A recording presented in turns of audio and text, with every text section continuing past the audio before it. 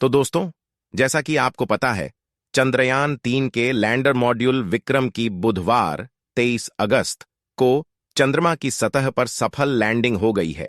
इसके साथ ही भारत ने इतिहास रच दिया है।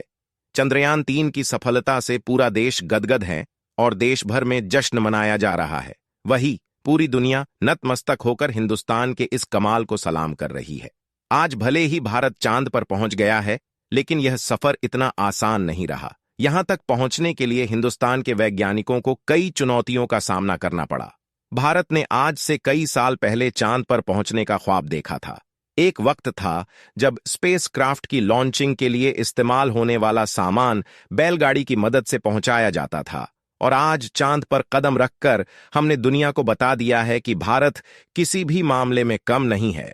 बता दें कि अंतरिक्ष में उड़ान भरने की दौड़ में भारत बहुत देर से शामिल हुआ था और उसने बेहद सीमित संसाधनों के साथ दौड़ना शुरू किया था। स्पेस का सिकंदर बनने के होड़। दूसरे विश्व युद्ध के बाद से ही रूस और अमेरिका स्पेस का सिकंदर बनने के लिए बेताब हो गए थे। दोनों देश एक दूसरे को पीछे छोड़ने के लिए पैसा पानी की तरह बहा रहे थे। सबसे पहले 1957 में रूस ने अंतरिक्ष में कदम रखा। इसके बाद अमेरिका भी रूस के पीछे पीछे चांद पर पहुंच गया। आप जानकर हैरान रह जाएंगे कि 1969 में अमेरिका ने अपोलो 11 मिशन पर 2 लाख करोड़ खर्च किए थे। वहीं अगर बात करें भारत की स्पेस की दुनिया में, हिंदुस्तान का सफर शुरू केरल के तट थुम्बा से शुरू हुआ था। भारत ने 21 नवंबर 1963 को अपने पहले साउंडिंग रॉकेट को लॉन्च किया था। उस वक्त दुनिया के किसी देश ने कल्पना भी नहीं की थी कि भारत एक दिन अंतरिक्ष में ऐसी उड़ान भरेगा जो सबके लिए मिसाल बन जाएगी।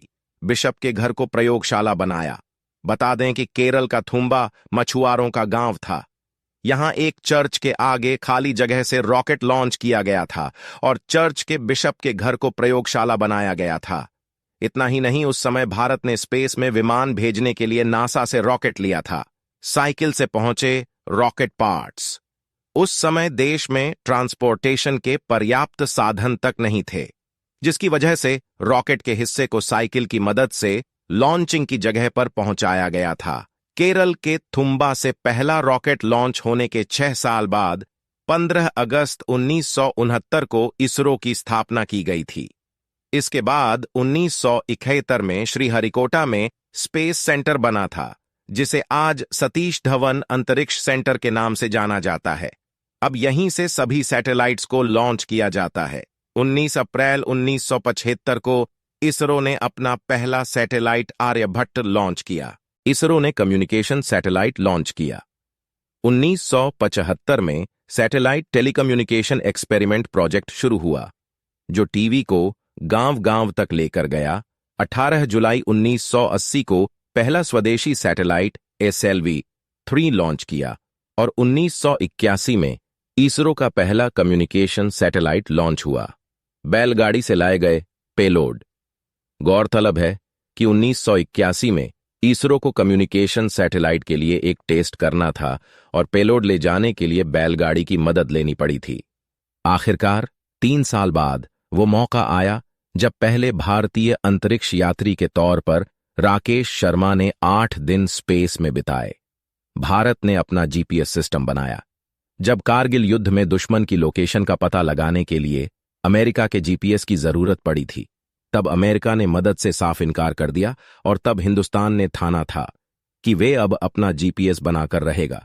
भारत समेत दुनिया के चुनिंदा देशों के पास अपना खुद का नेविगेशन सिस्टम है। भारत का चंद्रयान-1 मिशन।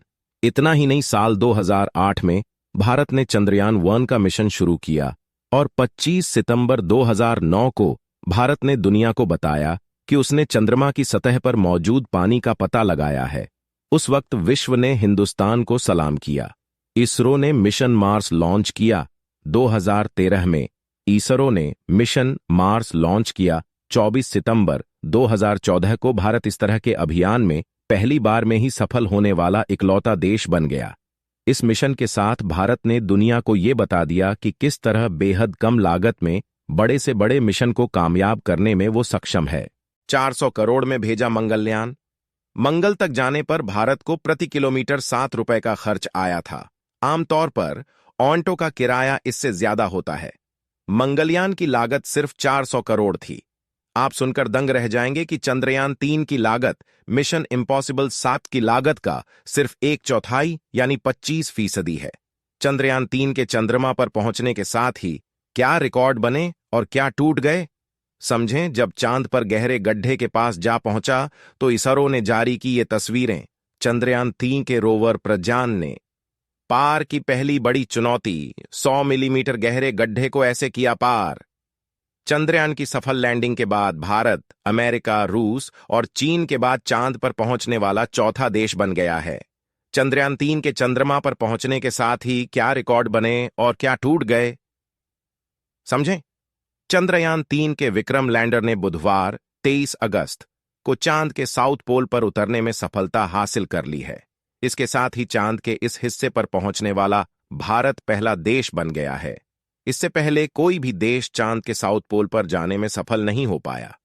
चंद्रयान की सफल लैंडिंग के बाद भारत, अमेरिका, रूस और चीन के बाद चांद पर पहुंचने वाला चौथा देश बन गया है। हालांकि इनमें से कोई भी देश चंद्रमा के साउथ पोल पर नहीं पहुंच सका है। भारत को तीसरी बार में ही सफलता मिल गई है। इससे पहले भारत 2019 में चंद्रयान 2 लॉन्च किया था। गौरतलब है कि चांद पर जाने का भारत का पहला मिशन चंद्रयान 1 था, लेकिन यह महज एक ऑन ऑर्बिटर था, न कि स्पेसक्राफ्ट। चांद पर सबसे सोवियत यूनियन ने फहराया झंडा।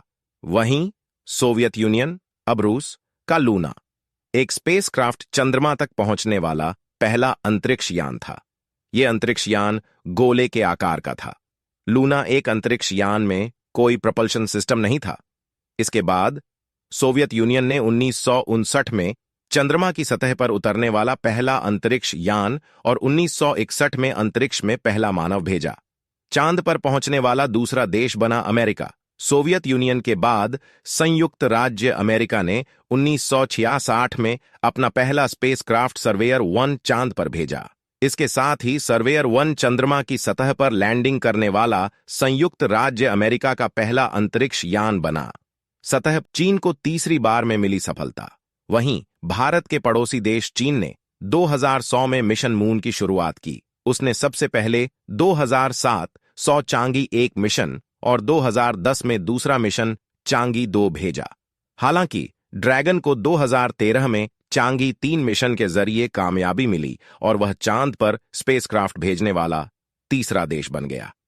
इसके बाद चीन ने 7 दिसंबर 2018 को चांगी 4 मिशन लॉन्च किया गया, जो 3 जनवरी 2019 को चांद पर उतरा। चीन का स्पेसक्राफ्ट चांद के पिछले हिस्से में उतरा। चीन ऐसा करने वाला यह पहला और एकमात्र देश बना।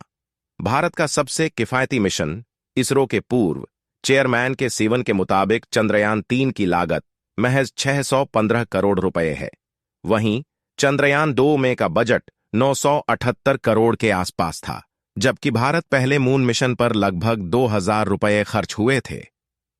तो दोस्तों, आपको भारत के इस महान अंतरिक्ष के सफर को जानकर कैसा लगा? ऐसे ही टॉपिक्स और वीडियो के लिए चैनल को सब्सक्राइब कीजिए और हां, लाइक करना मत भूलिएगा। धन्यवाद।